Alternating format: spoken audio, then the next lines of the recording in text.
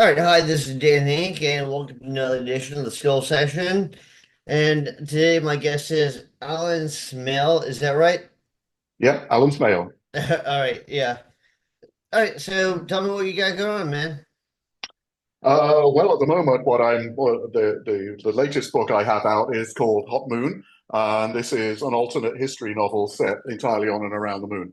I basically write on alternate history. I do a lot of alternate history writing. It's been my main form of writing for the last 15 years or so, I guess.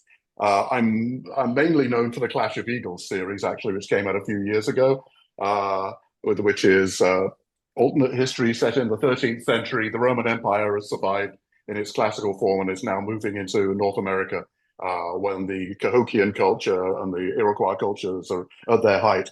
So there's quite a lot of action and battles and that kind of thing going on there. And so that's a trilogy that's out from Del Rey. The second book is called Eagle in Exile, and the third is Eagle and Empire. But like I said, the most recent book that's come out is the Hot Moon book, and this is alternate Apollo book. And in this book, my hero Vivian Carter is coming into land on the moon. She's the commander of an exploratory Apollo mission. This is during the Cold War. It's set in 1979, 1980. And so there's she rendezvous with a space station that's in orbit around the moon. It's like a classical Skylab, if you're familiar with what the Americans put into space in the 1970s. And she rendezvous with that, but they get attacked by four Soviet Soyuz spacecraft. And the action goes on from there. The excitement goes on from there. And so there's scenes on the lunar surface, there's land battles, and there's stuff going on in space as well. The first space battles with very clunky spacecraft, of course, because all the technology is true to the time. And so a lot of what's going on in space is actually kind of slow and careful. It's not the sort of fast space battle you might get in Star Trek or something. But so that's what I'm doing right now. So is all the alternate histories like basically like a current timeline, but then just everything goes different? Like it's a different take on it? Yeah, that's right. That's what we do in alternate history writing. And so in those books, history has changed in some way. There's usually like one point of divergence. And after that, the timeline that you're writing in diverges from the timeline that we're in. And in the Clash of Eagles series, the point of departure is some time ago. It's like 1,000 years before the first book starts. And that's why the Roman Empire has managed to survive. They get through the crisis of the third century when there was a lot of disruption in Roman society, and they managed to keep the Roman Empire going. So that's the point of divergence there. And in the Hot Moon books, the point of divergence is that the great designer, so Sergei Korolev, doesn't die on the operating table in 1967 or whenever it was. And so the Soviet space program kind of keeps going in full force. We now know that What was he that the the impetus behind the Soviet program and then his yeah dying put kind of like a lull in like their advancement? the Soviets were definitely trying to get trying to get to the moon. There's a lot of papers that we declassified around about 2012, which show us exactly what they were trying to do by way of getting to the moon. And so they actually did have very powerful rockets. They had the N-1 rocket, which in our time didn't do so well. They had a lot of explosions on the launch pad and a lot of stuff like that. But they also had the Soyuz craft, and they were quite capable of going and orbiting the moon. And they had the LK lander, which they designed and were planning to use to get people onto the moon. And it's quite possible that if this guy hadn't died, if Korolev hadn't died, and they'd managed to keep the impetus up with the Soviet space program, that they might really have been a contender to land on the moon first. Yeah, I heard that after the Soviets beat us into space, I mean they obviously didn't beat us into but they beat us into space. And I heard that I don't remember who it was, but somebody high up in the administration was like, "We sold the best Nazi scientists. How did this happen?" Because Hmm. we sold some and the Russians sold some, and I guess they beat us into space, but their main guy died before they could make it to the moon. Yeah, and they had a lot of technical difficulties as well. I mean, space was very difficult in those days. The Apollo program had a fair number of failures as well when they were trying to get like the launchers ready and that kind of thing. And they obviously had the Apollo 1 fire, which killed three astronauts on the ground. So the US had its setbacks as well. Space was hard in those days. They were kind of making it up as they went along. And it's amazing, really, that they got so far so fast. Like the Gemini program was crammed into a couple of years. And that came after the Mercury program, where they put a man in space for the first time. And in the Gemini craft, there were like two astronauts, and they figured out this whole thing about how to rendezvous in space, how to spacewalk, how to do all of that stuff. And they did all this in a very short space of time. And like I say, they were kind of winging it as they went along, figuring out what they were going to do, changing their mission plans on short notice. And it was kind of amazing that they could do that. And the Soviets did that kind of thing too. They would redesign things on the fly and figure out what they were going to do like a couple of months or a couple of weeks in advance and shoot up the next rocket and see what happened. So it was a very kind of interesting time. Did you see that movie? I don't believe this at all. It's just obviously a B movie, but there's like a Nazi base on the dark side of the moon. And did you see that? I haven't seen it. I have heard about it. I kind of know it exists, but I haven't seen that movie. No, I no, was sorry. excited to see it because I was like, I was hoping it's good. It's very much a B movie, but it's interesting. And I know, like, as far as like the making it to America, did the Romans ever make it? I know the Vikings did, and for a long time they said, "Oh, there's no evidence," and they found the evidence. Did the Romans Mhm. ever make it here? The Romans did not make it here, but I think that had been very, if the Roman Empire had continued, the Romans do come over with the help of the Norse. The Norse basically are their long distance navy in the Clash of Eagles books. And so, yeah, when the Romans come over, it's with Norse assistance. But no, in our timeline, there's no evidence at all that the Romans came over.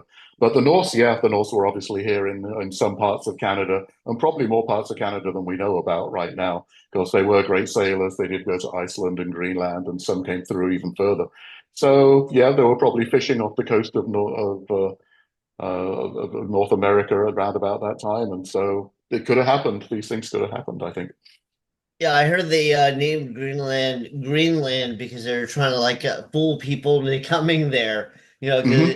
Because they were saying, "Oh yeah, it's just Greenland where it's mostly ice." But um, I know Yeah, that they found I know that like well, a lot of like the later Roman army were Germanic tribes. So yeah. I guess it would totally make sense, like if instead of there being like corruption and division, if they'd actually like form something. So I know that a bunch of the tribes were German, and the problem like with the later Roman Empire was a lot of the like Germanic tribes are loyal to their commander, but not the empire. Hmm. Yeah, yeah, very much so. And they also had commanders that had trained with the Romans, but came from these Germanic empires. And then these guys like Ammianus and all of that, they went back to their tribes and then fought against Rome. And so, Right. so yeah, they took back all of this military knowledge and all of this knowledge about how the Romans operated and used it against them later on. So yeah, the Germanic tribes in our timeline were extremely strong, and That seems they like certainly kind gave the of Romans a a run for common their theme money. in history. Like, Yeah, we fought the Taliban, but then we trained the Taliban to fight the Russians. So it's yeah. like, people train people that end up being their enemies all the time. Yeah, and that's happened throughout history with mercenary armies being used against the people that originally hired them or originally trained them or originally gave them the weapons. History is Right. a big mess when you look at it. There's all of these competing warlords and stuff. It looks clean and tidy sometimes when you're talking about like kings and queens and royal progressions, but really the whole of Europe was this giant mess for hundreds and hundreds of years, all the way through that time, the last two Well, the millennia, problem, really. I think one of the big problems too was like the kings would always think they knew what was going on. This happens with us, with like Mm. presidents or the commissioner, whoever's in charge of the country. They think they're smarter than the general. So Hmm. like we should do this, and it's like that was a very bad move. But Yeah. that's neither here nor there. I know that they found recently, like in the Grand Canyon, they found like Egyptian ruins. So Hmm. I guess like the Egyptians made it all the way here. I don't know if there was like Yeah. some like alternate thing where somebody connected to the Roman Empire, because the Roman Empire at one point was like humongous. Yeah. So I don't know, like, and they had all these like colonies, and they had, so who knows. Yeah, I hadn't heard of the Egyptian thing in the Grand Canyon. I'll have to go and look that up. The Egyptians did travel around a fair amount in the Mediterranean. I'm not sure they would have had the capability to get across the Atlantic, but I don't know. It's an interesting idea. I yeah, maybe they got caught up in a hurricane and they got stranded there. Who knows? Hmm. Hi history is very strange. There's a lot of stuff coming to light all the time that we're like, oh, I didn't know that's true, or I thought the animal died out like 1,000 years ago. But yeah, no, there's a lot of strange stuff. So all right, so let's get back to your writing for a minute. So what do you have out now, and how is it available? Okay, so what I have out now, the Hot Moon book that I showed earlier on is actually the first in a series. It's the Apollo Rising series, and that's out from Kasich Science Fiction and Fantasy. The second one of those books is going to be out fairly soon at the time of recording, like a month from now. It's coming out on November the 12th. So that's the second one in the series, which will be Radiant Sky. And the third one, which is still untitled, I'm writing at the moment. I'm due to deliver it by the end of the year. And we have a few draft titles knocking around, but we haven't confirmed one yet. And so that one will be out hopefully before the end of next year. So those are the two books that are coming out next. Recently, I had a story in Tales from Alternate History 3, which I will hold up now as well, since I can. So I have the lead story in an anthology here. And this is also an alternate history story. And that's about the gunpowder plot in England. It's called Gunpowder Treason. And we were talking about With the points of whole Guy departure. Fawkes thing? Yeah, we were talking about points of departure earlier on. In this one, the point of departure happens right at the beginning of the story because it's not really a spoiler because it is right at the beginning of the first story in the anthology. And in that one, the gunpowder plot succeeds and London is blown to hell. And it's the tale of what happens immediately after that in the aftermath of the gunpowder plot. And that story won a Sidewise Award, which is like the big award in alternate history. It's the second Sidewise Award I've won. So that one was great fun to write. So I do write short stories as well. I've had 4 or 5 stories in Asimov Science Fiction magazine. I've had a story that was published originally there that I did in collaboration with Rick Wilbur, and that's now out as a standalone called The Wandering Warriors. And the story behind that is you can tell from the front that we have baseball players in the Coliseum. And what happened there was Rick Wilbur and I were at a writing workshop and people were joking with us because our writing styles are kind of similar and we both do alternate history sometimes. And people were saying, you should combine your passions and write a story together. And we laughed because his great passion is baseball. He's a big baseball and sports fan. And I, at the time, was writing a whole lot about Romans. And so we were talking about that, and we're like, "Oh yeah, Roman baseball. No one's ever gonna be writing a story about Roman baseball." And then, of course, we went for a walk and talked about it, and we did come up with a Roman baseball story, and it's actually a time travel story as well. And so we wrote that together. It's longer than it's normally published. It's longer than a normal novella, so it's longer than you normally see in Asimov science fiction. But it's now a standalone book from. Does it have some brutal elements there's like lots of stuff like Rollerball or Death Race 2000 or whatever where they have Mhm. people die, but it's all part of the game now. Yes, baseball itself is not corrupted too much by violence, although there is some violence that happens, but it's happening in a very violent arena where things can change at the drop of a hat, and things might. And there is actually quite a bit of action and adventure and violence in the book itself. So yeah, when you're in the Colosseum, then all kinds of crap can happen. Well, I know there's a lot of like the Mayan ball games and stuff Yeah. if you lost, you died. Yes. Yeah. So That was. there's a long history of sports can be like a little bit more brutal, more definite than the losing team it like suffers more extremely than they do currently. But Yes, proxy battles of some kind where a lot of pride is at stake and a lot of blood might spill at the end. right. Well, also, I think like people have come to value human life a lot more these days than they Mm, did back in the day. Back in the day, yeah. it seems like they just kill each other willy-nilly. Although the lifespan was like usually like the death date was like 35 years, It's So it's they're like, amazing. short, get out there, I don't know how they managed to sleep at night, frankly, when you read about what these people were doing and how young they were. Like you just said, you had Roman generals and Alexander the Great was really young when he started up. You have all these guys who are like 20, 21, 22 years old leading armies And the armies are people younger than them. In some cases, they had the veterans who were like 30, 40-year old or whatever. But so they Right. had a wide range of ages in the army. But a lot of life was so uncertain and the battles were so horrific. You might die horribly the next day. I don't know how any of them actually stood it mentally without going completely crackers. It's like history is insane Well, when you think about it. you know, they said the brain doesn't develop fully until you're 26. So, I Yeah. mean, it's like, and I know when I was 21, I was way more of an idiot than I am now. So I'm thinking like you have all these basically kids and they're like, in their 20s, they're probably way more impulsive. Their thinking isn't as developed. Maybe that helps explain it. I don't know if Yeah. there is an explanation, but I'm Could sure it's be. also like the culture they're from.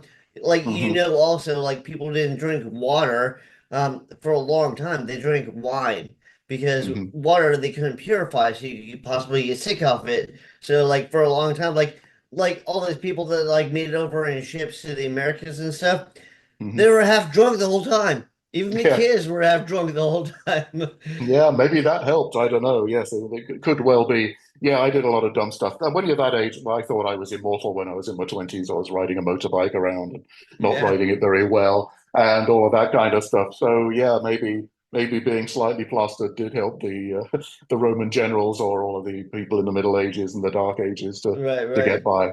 Yeah. No, maybe that helps explain some of like the brutality. It's like people of a normal mindset would not think of that stuff. Like Yeah. the you're about the brass ball where they like put people in there and they put rats in there and they light a Oh, fire underneath it. oh God.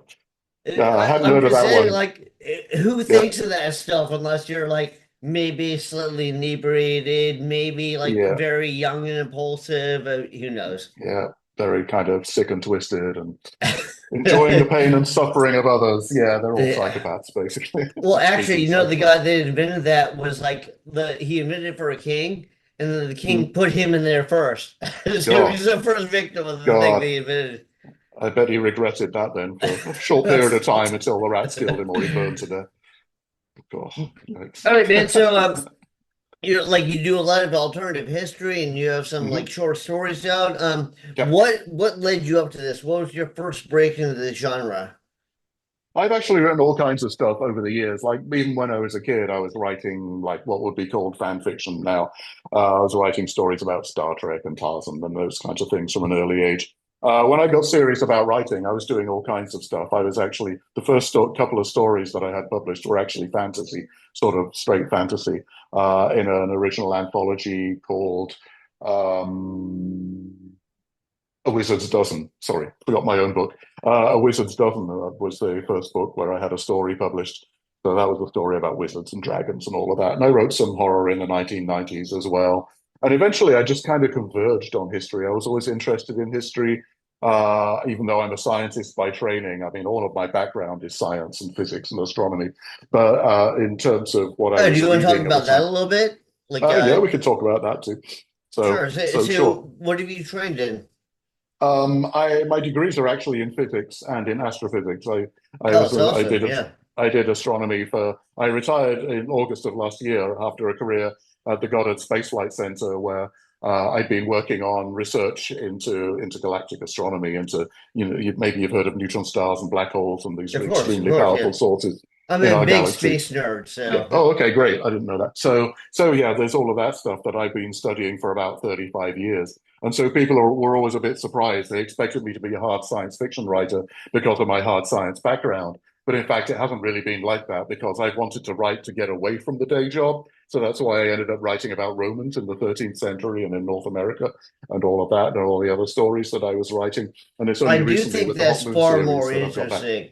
Yeah. Like whenever I read hard sci-fi, the thing is like I said, I'm a bit of a space nerd. So I've read like all the books on like string theory and everything Hmm. else. And I took like very complex like physics and Oh, okay. function analysis and algebra, all sorts of stuff. Because like I said, I'm a space nerd. But so I remember when I'd read like hard sci-fi stuff, and they not only would they like try and be very strict with with the science, but it also like if it was like military sci-fi, they'd be really strict with military stuff.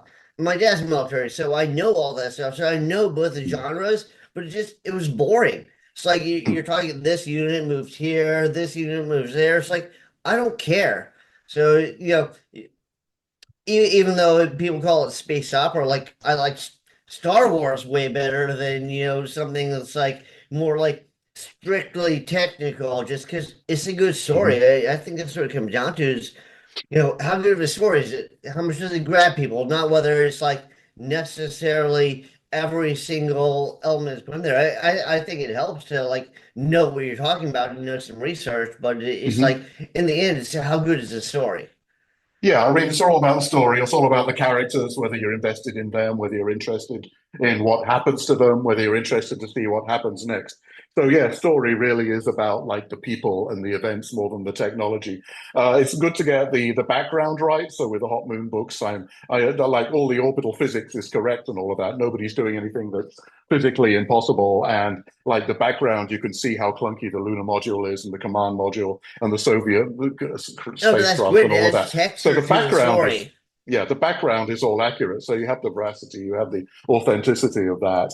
But really, the story is about the people. It's about Vivian Carter. It's about her crew. It's about the people she meets when she gets down onto the lunar surface, the other NASA astronauts and the Soviet astronauts, cosmonauts later that she's interacting with. So you're interested in them first and foremost, even though like the background is very sciencey. Even though you like, it's a strong story, but you can back it up with some like real elements. And I think that's Yeah. what makes it the most important. Like Hmm. there's few things worse than like, it's a great story, and then someone goes, yeah, but this and this and this, and you go, ah. Like for Hmm. instance, I read like I read Jules Verne, the was it 20,000 Leagues Under the Sea, and Hmm. he goes into these long explanations about flora and fauna and all sorts of stuff on the seafloor. I was like, Hmm. okay, well, it's just a little bit like over the top, but okay, it's interesting because I've never heard of this. Then I found out most of that stuff he just made up. Hmm. So I read all that and I spent all the time. It was just fucking bullshit.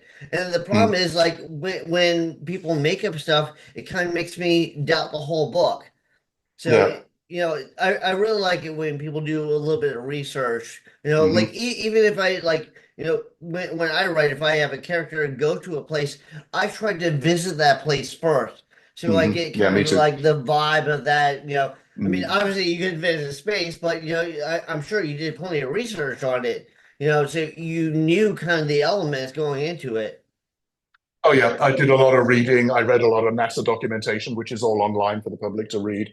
I've been to museums, of course, at the various places. Like Goddard has a pretty good museum, and at Marshall Space Flight Center, there's a museum there as well, where you can actually see the hardware. The National Air and Space Museum in DC has a lot of astronaut stuff.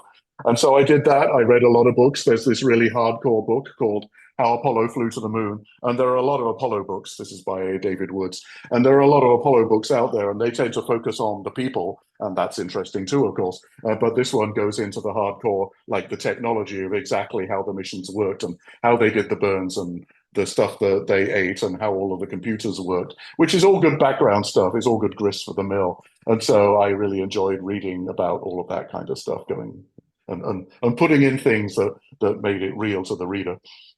I remember I saw like I like watching Joe Rogan sometimes. It kind of depends on what guest he has on, but Mhm. they're interesting or not. But I remember the first time he had Neil deGrasse Tyson on, and Neil was like, "I heard you're a moon landing denier," and he goes, Mhm. "Well, I have questions." And Neil goes, "Well, first of all, it would have been cheaper to go to the moon than fake going to the moon." Yeah. Mhm. And then they go over the whole thing, like. I believe that like because it was a space race and it was a Cold War, so some stuff was put out that was fake that was like later backed up. Like they shoot something and then they say, okay, well we did that to like get us ahead. But I believe they actually went to the moon. But it's just funny. It's like it's funny what like people that aren't informed about all the stuff believe. Like the whole like flat Earth Society was like made up by NASA scientists as a joke. Mhm. And Yeah. people picked up and just like there are members of the Flat Earth Society all around the world. Yes. I've been reading some of that stuff on Facebook, actually. It's like people spend a lot of time, like rational people spend a lot of time trying to explain to flat Earth people why they're wrong and giving examples and doing all the geometry and all of this kind of stuff. It's like, And the why flat earthers bother? are like, yeah, I don't believe any of that. That's all bullshit. So yeah, that is very weird. Yeah, no, we certainly went to the moon. And if we hadn't gone to the moon, the first people who would have blown the story would have been the Soviets, right? Right. Because they wouldn't have let us get away with saying we were going to the moon if we hadn't. And in fact, there was a little bit of collaboration almost back then between them because the Soviets, on occasion, asked the people at Jodrell Bank in England, a big radio telescope, to actually verify for them that they were getting signals back and that kind of thing from their spacecraft. And so, yeah, each side was checking up on what the other was doing. And there's really no doubt that we went to the moon. The evidence in favor of it is immense, just as the evidence in the favor of the Earth being round is colossal, immense. I mean, anybody who can really assess that information knows that those things are true, but apparently Well, some people can't. I remember saying to somebody, and they were like questioning whether the Earth was flat, and I was like, "You probably believe in lizard people at the center of the Earth." And the person was like, "Well, I didn't believe it until I saw one." And I was like, "All right, conversation over." Yep, we're done here. Yes, no common ground here. Very strange. Yes. Yeah, but all Wacky what right, people will believe. people believe all sorts of strange stuff. Like it's Hmm. still amazing me that people believe the story behind Scientology. It's like L. Ron Hubbard was like all his peers considered him like the worst sci-fi writer. And then he's even, on record saying, well, one of these days I'm going to invent a religion and get Hmm. rich. And they Hmm. did. Yeah. Well, all kudos to him. I mean, he pulled it off, right? Guess he had something going for him. Yeah. But all right, so let's get back to you for a minute. So what do you have out now? Like you have a couple different strings out now, like different I've been strains. mainly focusing on the Hot Moon book. On the Hot Moon books. I have a couple of other things that are coming up, but they haven't been announced yet. So unfortunately, I can't really talk about them yet. But I do have some things that will be coming out in 2025 and 2026 that have yet to be announced. I'm working on several things. I'm working on stories about, believe it or not, cryptids. You know, kind of since we were talking about things that people believe. A lot of people believe in Bigfoot and believe in other creatures that might be around that aren't zoologically correct. And so, just for fun, I've been dabbling in that world, not with Bigfoot, but I've been writing a couple of stories in that genre that will hopefully be announced fairly soon as coming out. So I'm doing a couple of odds and ends just to diversify, if you like. I have another series of books, which is alternate history again, which is set in the fourth century AD in the Library of Alexandria. And so those books, I can't announce anything about those books yet, but I hope to do that soon. So I have the That first two that was books of such a that loss series. that that library was Yeah. burned down, Oh, yeah. because there were relics we will never recover from that. Yes. And I've always been fascinated by that. And there's Hypatia, of course, who was a mathematician and scientist in the Library of Alexandria. And so she's the main character in these books going forward, which is in a different version of the Mediterranean. I've written my trilogy where the Roman Empire survives. And in this book, the Roman Empire actually fizzles out early and leaves Carthage and Egypt and Persia as uh, the major nations, the major superpowers in the Mediterranean. And so that's the backdrop in these stories about Hypatia of Alexandria. So I have that also that's also going to be hopefully coming out in the next couple of years. So yeah, I have several things that are going on, several things that I'm really excited about. Since I retired from my full-time day job about a year ago, I've had much more time to write. I always did make time to write, but I was working like 20, 30 hours a week around the day job. And now I can write. Now I'm literally writing full time, and I'm writing 7 days a week, and having a great time doing it. So I have much more time for that, and a lot more energy than I used to have when I was fitting in the NASA job as well. So it's kind of exciting to be able to do that full time. I'm enjoying it. Oh, awesome. Yeah. Well, that's the dream, right? To do what you Yeah, love. Although it sounds like you were doing something you enjoyed before that. I really enjoyed my time at NASA as well. Later on, I got more into the management side, which was rewarding in some ways, but I did spend a lot of time doing budget spreadsheets that I'd have preferred to spend doing scientific stuff. I was the manager of a data archive, and so we had a lot of like IT stuff and a lot of security issues we had to deal with and a lot of money things that I was working on and collaborations with other archives, which I really enjoyed, but took up a lot of time. Right. And I'm sure that's not quite as interesting as like going to the moon. Yes, what is interesting, and we may be on our way back to the moon with the new Artemis program. So I Yeah. Or enjoy we might like hearing be about on that. the way to Mars, right?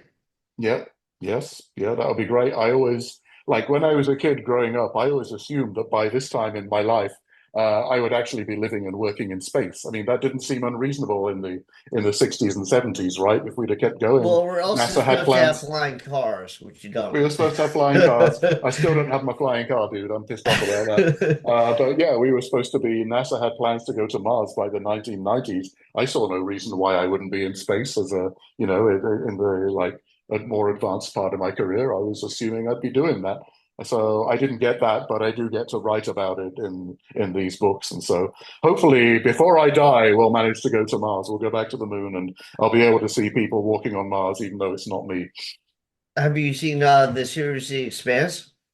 I've seen some of it. I haven't seen as much of it as I would like. I hear it's very good. I hear that a lot of that is actually physics. They keep the physics of it right and Yeah, believable. very But I haven't scientific watched it all accurate. the way through. Yeah. They had Lawrence Krauss, Michio Kaku, and Neil deGrasse Tyson all on a panel, and they're talking about how that's the most realistic series they've ever Mm, seen. yeah. Yeah, one day I'm going to dig deep into that and get all the way through it. But as yet, I haven't. Don't watch as much TV as I'd like to, and I don't read as many books as I'd like to, because when I'm reading books, it's often for research purposes, right? Or I'm reading books for friends of mine to blurb them, or just because I'm interested. So the amount of reading I have is kind of limited, and the amount of TV time I have is limited as well. So I don't get to watch all the things. When I'm at science fiction conventions, it's kind of funny because the audience has actually seen way more science fiction TV shows than I have, and they're more knowledgeable about them than I am. So that's kind of ironic, really, considering I'm sort of in the business professionally now. No, I hear you because you get caught up in all the like micromanagement, editing, and Mm. beta reading, and all that sort of stuff. Yeah, Um, yeah, Let me bring up one thing real quick. So the whole thing with like ancient creatures, mysterious, maybe creatures like Sasquatch and stuff like that. Um, One theory, I think the best theory I've heard about that, like with the Loch Ness Monster and stuff like that, there are creatures that have survived since, like we long thought they were extinct, but they've survived, millions of years. Like it's possible, like with the Loch Ness, like Loch is just a word for lake. So, like, they're saying it's so deep they can't see the bottom, and yep, maybe it still does, but at one point it was like open to the ocean. Like it had, like way underground, like channels, like, open to the ocean. So it's possible that one of those creatures that was alive in prehistoric era that we thought died out is still alive, and like mm, maybe that's what led to the legend of the Loch Ness Monster. I mean, who knows? I'm just saying yeah, that's I what I'm throwing agree. out there. And they're like there are all sorts of things like with Sasquatch, there could be some creature that people are like, oh well, it's this or it's that. Like people love to put tags on stuff. I think it's very possible, actually. It's not impossible. We were talking about flat Earth, and that's impossible. It's impossible that we didn't land on the moon. But it is possible that these creatures could still be out there, especially in the sea, right? There's a lot of sea creatures that we're only finding out about now. Every few years we find out about a beast in the sea that we didn't know about beforehand. Like giant So it is squids possible. or like long Yeah, it's extinct possible. sharks or whatever. There are Yeah. some, there are quite likely some beasts out there that we haven't discovered yet. And it's possible that even on land, there are Sasquatch and Bigfoot rumors in various other countries of the world as well. And it does seem, it is within the realm of possibility that there are creatures out there that we haven't discovered yet that are just very furtive and that have managed to conceal themselves all of this time and only be seen occasionally. I would like to see more evidence before I believe that that was true, but I can't prove that it's untrue. There's not evidence against it. Right. So Well, yeah, like there I might be said, cryptids just out there. speculation. It's not like I'm like, this means this, Yeah, And I know that there's like people tend to confuse stuff all the time. Like the Legend of the Unicorn came because like the skeleton of a narwhal washed yes, up. And they're like, yeah, with oh a big well, that horn. projection, yeah, yeah. So that turned into the unicorn, which doesn't exist. To my Hmm. knowledge, it doesn't exist. I think it's Yeah, very unlikely to exist. But yeah. all right, And you so can see how these rumors would have come about because, like the Greeks and the exactly, Romans, yeah. for example, knew about huge fossils. They found large femurs from prehistoric creatures, large leg bones from prehistoric creatures, and they assumed they were giant men, like the Titans. The legend of the Titans probably came about like huge people, 12 or 14 Oh feet yeah, tall, came I about didn't because think they about assumed the that, but animal bones. that's a great idea. That's a great take on it. Yep. Yeah, I didn't explore it like that. So all right, so if people want to see your stuff, do you have like a website? Do you have a Amazon authors page? I have both of those. You can find me online at www.alansmale.com, and Alan Smale is ALANSMALE. So you can find me easily there. You can even write to me at alansmale@gmail.com. I do have an Amazon authors page which is obviously under my name. I write under my own name. I don't write under a pseudonym. So yeah, it's kind of spelt like the bottom of that book there, Alan Smale. So, and the Hot Moon is the most recent book. You can find that and all of the other books that I've written on Amazon, on Barnes and Noble, on Powell's, all of the places you would expect to be able to find books online and in Buy bookstores and bookstores libraries, of course. everywhere. Find That's what I bookstores tell people. everywhere. Yeah. That's right. Yeah, freely available. Well, not freely, but available widely everywhere. So yeah, I'm out there, and Are yes, you you can on find me at Alan Smith. Goodreads or I how don't else do people personally see what's up with you? I don't personally spend a lot of time on Goodreads. A lot of authors don't because it can be a kind of stressful environment. I do have an account on there. People can actually reach me through there, but I'm not on it very much myself. I'm also on Facebook. I'm on what used to be Twitter, although not very much these days. I'm also on Blue Sky, all under the same name. So, and I have a fairly recognizable name. I have a fairly unique name, fortunately, which is why I use it for the writing. As far as I know, there's only one Alan Smale of any notoriety, only one other Alan Smale out there. And he's a violinist and orchestral guy in Dublin. He's worked with the Dublin Oh, Orchestra and that's not Vancouver you. orchestras. So that's not me. No, no. So it's easy to tell the Alan Smales apart. And I think at this point I'm online more than he is. So yeah, Twitter, Blue Sky, Facebook, my website, and on Are the you Amazon on site. Instagram? I am on Instagram as well. Yes, I'm there also. Okay, So are yes. you on TikTok? I am not on TikTok. You found something I'm not on.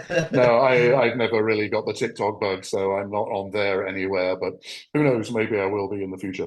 My publisher has talked about doing TikTok videos of, got this thing called Book Talk, which I know next to nothing about, of course. I've never even Which heard of Book Talk. Yeah. Book Talk is a place where people go to publicize books, but I am not there right now. So Wow. Yeah. maybe in the future. I didn't know either, so it's news to me. But all right, Mhm. man. So thank you very much for being on this. Do you have anything Thank you else for you want having to me. throw out there?